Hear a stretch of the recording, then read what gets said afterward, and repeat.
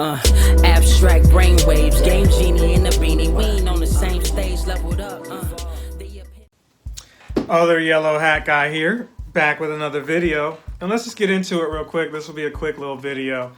I'm being lazy, still working on some other videos that I meant to put up, but we've got a lot of news coming up just in a short amount of time. So real quick, Nintendo Direct.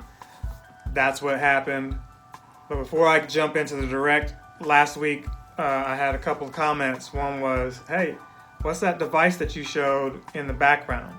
Evidently, Dell has what looks like a Nintendo Switch. I mean, you can say it's not like a copycat, but what does it really look like? Like the controllers even slide off and can dock onto each other, so that's a little different. That's cool, but it looks like you can play PC games, you know, Steam and what have you. It's futuristic looking.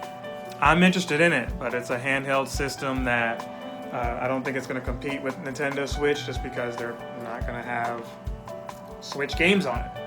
I mean, what had the Vita fail? What had the, Microsoft Zune, the Game Gear, all those things didn't work out even though they were more powerful than what Nintendo is offering. The reason is people want to play Mario on the go. And yeah, they may want to play Skyrim and Witcher and all that, but it helps if they can also play Mario on the go, because that's where else you're going to be able to do that, right? But we'll see what happens. We'll see.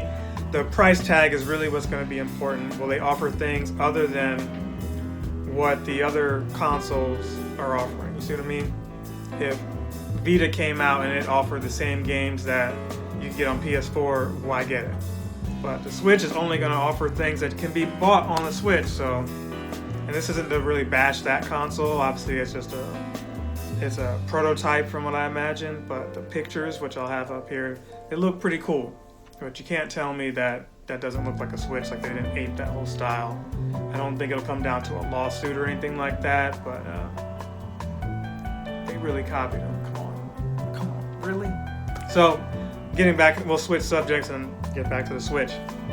This was a Pokemon-themed Nintendo Direct, and I was really excited for it because I was like, oh, here we go, Pokemon home, Pokemon sleep. One of those they didn't talk about at all. The aforementioned one that they did talk about, it was only for like a couple seconds. So what that means is February, next month, a couple weeks, we'll know more about it. So I'm hoping when they say we'll know more about it in February, that means it'll release in February. And not like the end of February, but in the beginning, I hope. My plan is to take all these Pokemon that I've got on different games, Let's Go, Eevee, and Pikachu. I want those all in Pokemon home, that storage. Pokemon from some of these 3DS games that I've been casually playing, I need those out. The ones from Pokemon Sword, I need those out as well.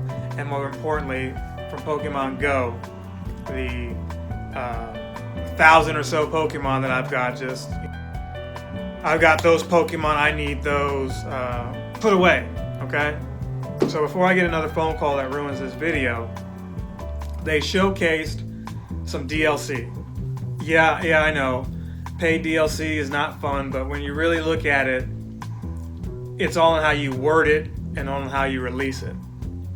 Typically what happens is, for Pokemon, there's two different versions and you can trade Pokemon correspondingly between those two games. And then eventually they come out with the third version. They kind of broke from that cycle when they released Ultra Sun and Moon. And with this, they're not releasing another version of Sword and Shield, like they're not a deluxe version, although that could happen. What they've told you this go around was this. We've got these two different expansions that will release for both Sword and Shield. They'll be the same releases, but each will have different Pokemon that come through that, I believe.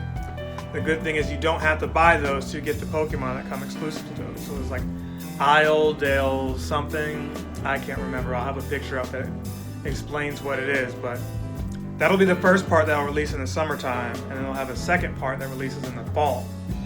And there's a teaser in-game that shows that.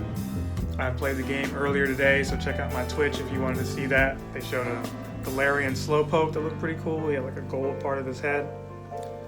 I don't know how strong he is or what have you, but the level that mine was like a level 15. It wasn't all that spectacular, so I put him in the box, okay? That said, there was a mystery character with question marks, and she could be a trainer, she could be a new character that you play as, I'm not really sure, but they were teasing that DLC pretty strenuously. That out the way, it's only $30. So $30, which is half the price of the game, for what could be, you know, half of another game. I believe there's 200 more Pokemon that they are willing to give you. So you have 600 total. That's okay. That's okay. But that's what you would get for buying that season pass. So individually, they might charge you $20 for each one of those. Whereas if you just buy the season pass and give them $30, you save a cool $10 there. That's the speculation anyway. But it is $30. You can pre-order that thing now. It'll be out here in a few months. I am not going to wait that long. I don't want to give them $30 now and wait till summertime. I'd rather get closer to summertime and then pay if I can. Got a couple other games coming out that I'm more interested in. You've got, and I'm still far behind, so it is what it is. You've got Pokemon Mystery Dungeon. That's a throwback game from like early 2000s that was on the DS. They're re-releasing that for the Switch, so that's coming out. So they showcased all of that, you know, a little tidbit of home, like I mentioned. The demo for Pokemon Mystery Dungeon is out now. You can get that. So I will check that out and see how that goes. So most of that direct was just showcasing, you know, that DLC. They showed the trailer. I think it looped 2 or 3 times, maybe 2 times. And that's what they had there. So that's really all I have for you right now. PS Plus members, you can get the Uncharted collection there and Goat Simulator. Those are the 2 games for this month, so be sure to get those. I'm sure you have already. Like I said, a really short video. The direct was 20 minutes long, which was sound pretty lengthy just to talk about Pokemon. But this was to kind of let you know, hey, you detractors, we still have some extra Pokemon, you know, that are out there for you. And these aren't all new. The 200, I'm not even sure if they're new at all. I believe some of them will be, but some of the older Pokemon that you thought weren't going to show up, well, there's an opportunity there to play with those. And like I said a little while ago, I'm behind, so it's not like I have nothing to do to catch up. Still playing Resident Evil 2 Remake, enjoying that. Looking forward to getting back into that. And we'll just see what happens. Hopefully there's another direct next month. And there should be, right? They should be showing you more details on Smash Bros. Maybe some Bayonetta, maybe some Metroid Prime, all of that. Hopefully they showcase all of that information and the direct that comes either at the end of this month or next month. Some of my peers are speculating, so we'll see that. So there's a game, Dragon Ball Z Kakarot, or Dragon Ball Kakarot, or whatever it's called. People were asking me to talk about that. The reviews on that seem pretty good. They were pretty high, at least from Famitsu, with the 9.8, 9.8. Famitsu is kind of who I hold as the gold standard from these reviews, but we'll see what Metacritic talks about. I believe it comes out next weekend, 16th, 17th of January.